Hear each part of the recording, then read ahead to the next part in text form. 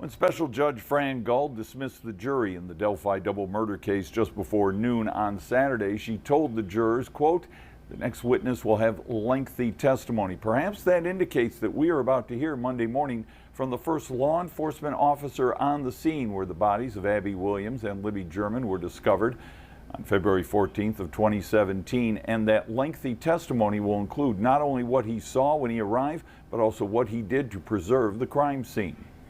Abby Williams and Libby German, eighth graders and best friends, were walking along the Monon High Bridge over Deer Creek on February 13th, 2017, when they were abducted, says the state, by Bridge Guy. His image captured here on Libby's cell phone, who ordered them to go down the hill and left them stabbed to death and partially clothed not far from the north bank of Deer Creek on private land. Investigators announced 2 years ago this month, 5.5 years after the killings, when the case seemed stalled, that Richard Allen was Bridge Guy. Based on an interview he gave a DNR officer a couple days after the murders that was lost in the system until it was dug out by chance by a woman rummaging through the files one day. And detectives said they matched a gun in Allen's house to an unfired bullet found at the crime scene.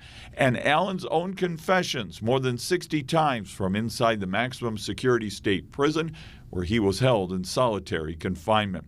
The girls' family members will be present when investigators begin taking the witness stand and telling jurors what they saw on the riverbank when the bodies were found and showing the jurors photographs of the crime scene.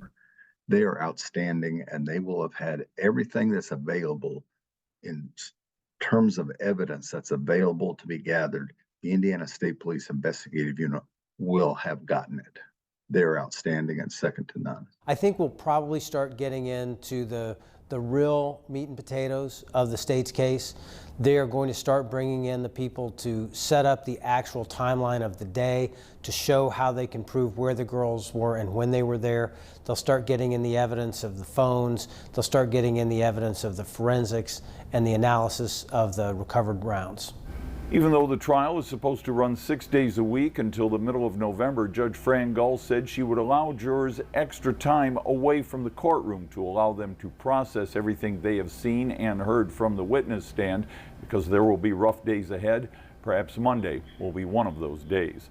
In the newsroom, Russ McQuaid, Fox 59 News.